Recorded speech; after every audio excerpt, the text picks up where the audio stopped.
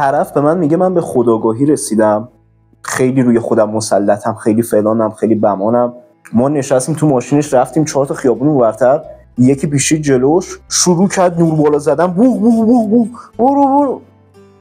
چه کاری؟ حالا بماند که چقدر حرفای ناشایستی زد. بعد همین بابا هم داره میگه من به خودآگاهی رسیدم فلان. داداش تو اگه به خودآگاهی رسیدی که درود به همه عاشقان خود. اینجا نجوای ذهنه. 10 تا موردی که افراد خودآگاه دارن رو امروز میخوام بهتون بگم.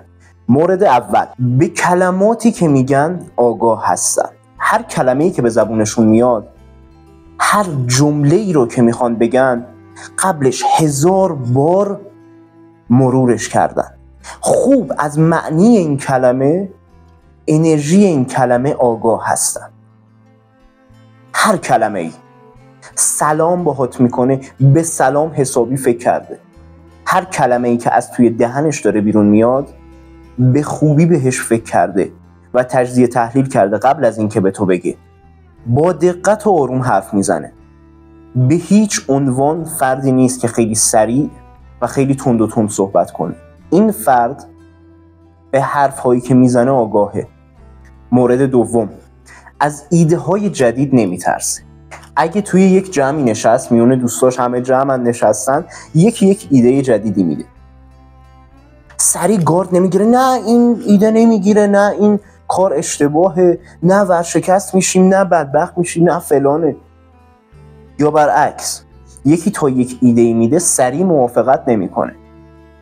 آره حتما این کار باید انجام بدیم، اینی که تو گفتی و قطعا باید انجامش بدیم، این میشه، این فلان، این بمان. مرد حسابی اول فکر بکن بهش. فکر کن ببین اصلا این چیزی که این بابا بلغور کرده اصلا به جایی میرسه یا نمیرسه. بعد چشم و گوش بسته، بعد با تعصب، چه اصلا با تعصب صحبت میکنی؟ من نمیفهمم. باید تجزیه تحلیل بکنه این فرد خودآگاه. قطعاً تجزیه تحلیلگر بسیار خوبی. مورد سوم، زمان خودش رو به خوبی مدیریت میکنه. این فرد نقاط قوت و نقاط ضعف خودش رو به خوبی میدونه که آدمیه که تنبله، حالا یه سری انبساط‌ها و انقباضایی توی بدنش رخ میده، میدونه صبح باید زود از خواب بیدار شه تا به کارش برسه، صبح از خواب زود بیدار میشه. میدونه اگه ساعت 7 صبح باید از خواب بیدار شه و بره نون بگیره، 7 صبح پا میشه میره نون میگیره، چون میدونه اگه 8 باشه دیگه نمیره نون بگیره، دیگه هیچ میمونه. کسی که اصلا نون نداریم تو خونه ها. مورد چهارم، یک دفترچه مخصوص به خودش داره. یک سری مواقع هست طرف در طول روز یک عالمه مسائل زیادی رو تحمل کرده.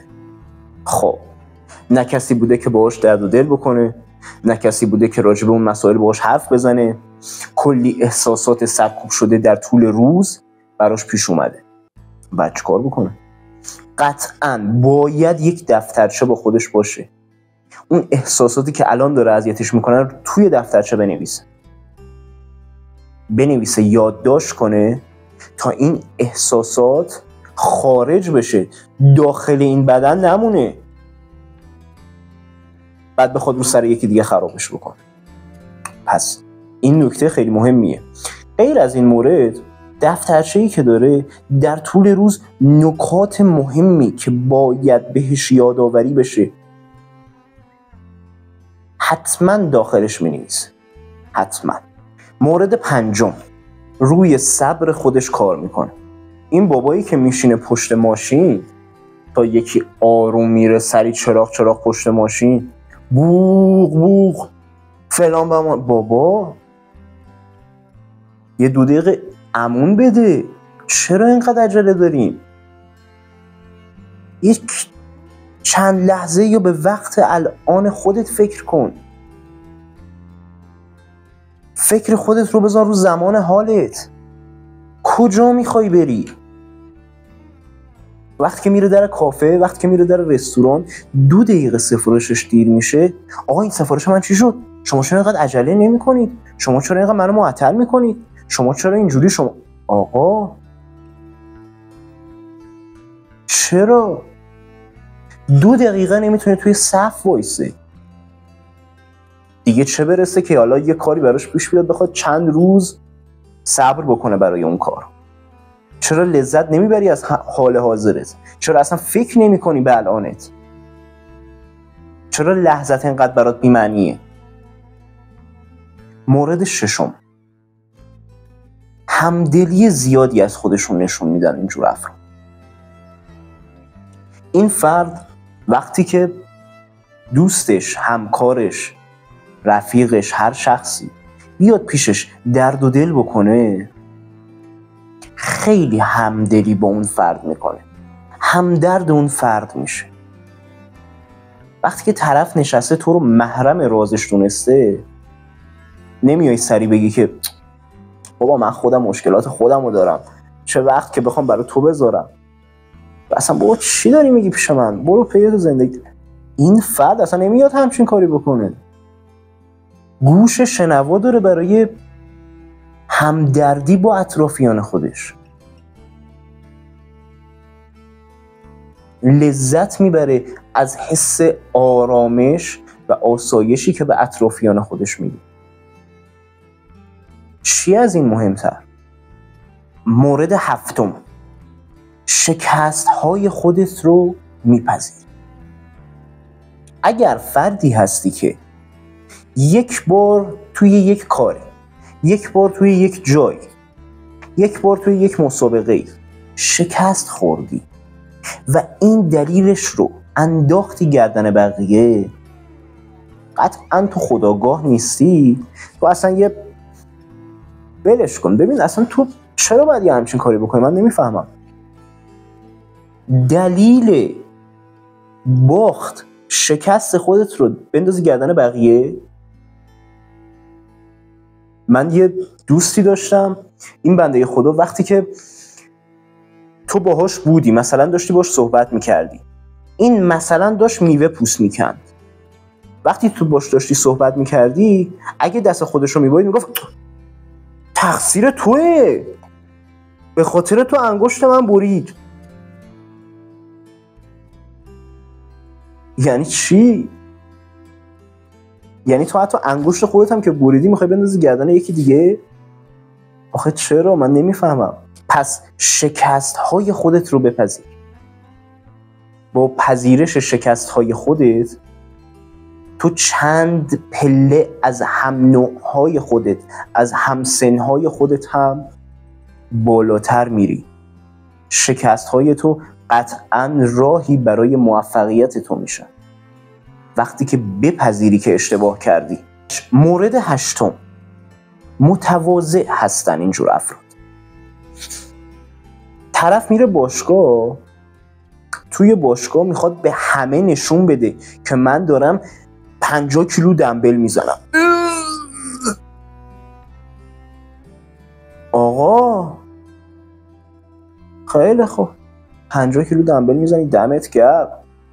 اومده وسط از کنار باشگاه هم نیست، مثلا بگم یه گوشه‌ای واسه خودش داره تمرین کنه، یه جایی داره تمرین، آورده دمبل یه جایی که همه ببینن که من دارم این 50 کیلو اصلا چرا اینو مثال بزنی؟ طرف وضعیت مالی نسبتاً خوبی داره، حالا به هر جوری که شده یک ماشین خوبی خریده، بالاخره آسون نیست. هر جایی که میشه سویچ ماشین رو میذاره رو میز. راستی من نگفتم این ماشینم آقا اینجور افراد متواضع هستن. افراد خودآگاه افراد بسیار متواضعی هستن. اصلا احتیاجی نداره که منم بزنم، اصلا احتیاجی به این نداره که بخوان استعدادی از خودشون حتی نشون بدن، خودشون رو کاملا قبول دارن. البته بگم این با خودشیفتگی اشتباه گرفته نشه، به نقاط ضعف و نقاط قوت خودشون کاملا آگاه هستن. یعنی اینکه نمیاد الکی لاف بزنه. طرف هیچی هم نداره از خودش، استعدادی نداره برای اینکه دیده بشه، برای اینکه بهش اهمیت داده بشه، توی موضوعات مختلفی دخالت میکنه. من دیده بودم چند وقت پیش یکی از دوستام دنبال کار میگشت توی یک شرکت خیلی مطرحی هم بود. رفته بود به اون بنده خدا گفته بود که آره اون شرکته که تو دنبالشی من میتونم واسه اوکیش بکنم، اونا همه رفیقامن و الان واسه اوکیش بکنم، صبر کن یه تماس میگیرم الان فلانی بعد متوجه شدم مثلا اون بنده خدا از 1 کیلومتری اون شرکت هم رد نشده، فقط برای اینکه یک منمی زده باشه. آخه چرا؟ مورد نهم، این افراد سعی میکنن از افراد متخصص کمک بخوان. نمیگه من همه چی رو بلدم، من این کارم، من فلانم، من بمانم. جایی که میدونه احتیاج به کمک داره کمک میخواد. آقا مگه چیه؟ چرا نمیخوای موقعی که میدونی احتیاج به کمک داری دستتو دراز بکنی و از کسی کمک بخوای؟ باید یک مواقعی شخصی که در اون زمینه متخصصه کمک به تو بکنه. چرا وقتی میتونی با شخصی متخصص ارتباط داشته باشی میخوای خودت بری و شکست بخوری؟ برای چی؟ این افراد بدون اینکه حس بدی داشته باشن به راحتی گوش به افراد متخصص میدن. مورد دهم، این افراد با خودشون صحبت میکنن. یعنی من میگم با خودشون صحبت میکنن، این که نه خیابون راه میره با خودش صحبت میکنه، نه، به هیچ عنوان اینطور نیست. این افراد خودشون رو تشویق و تعریف از خودشون میکنن. اگر متوجه بشن که امروز خیلی بهتر از دیروز بودن خودشون رو تشویق میکنن. متوجه هستن که هر روزشون به چه شکلیه، پیشرفتای خودشون به چشمشون میاد و تشویق میکنن خودشون. باریکلا من ایول امروز فوق‌العاده بودی، دمت گرم. عزیزان لطفاً تا اینجا اومدین لایک و سابسکرایب فراموش نشه. این صحبت کردن فقط در جهت تعریف و تشویق نیست، به جهت یادآوری هم هست. خیلی مواقع طرف میدونه ممکنه یک مسئله یادش بره که اگر این یادش بره 1% فرد خودآگاه کمتر مسائل رو فراموش میکنه، ولی اگر 1% یادش بره ممکنه اتفاق خوبی نیفته. به خاطر همین سعی میکنه یادآوری به خودش بکنه. یادت نره امروز قراره بریم جلسه، یادت نره فردا قراره کرایه خونه رو بدی، یادت نره امروز قسط فلانی مونده. یادآوری به خودش میکنه. لطفاً اگر از این جور مطالب خوشتون میاد چنل نجوای ذهن رو دنبال بکنید. من هر روز دارم داخل چنل به یک چاکرا به طور مفصل میپردازم و مطالب بسیار ارزنده‌ای راجع به ذهن و روحتون بهتون یاد میدم. من خیلی دوستتون دارم عزیزان. سابسکرایب و لایک فراموش نشه.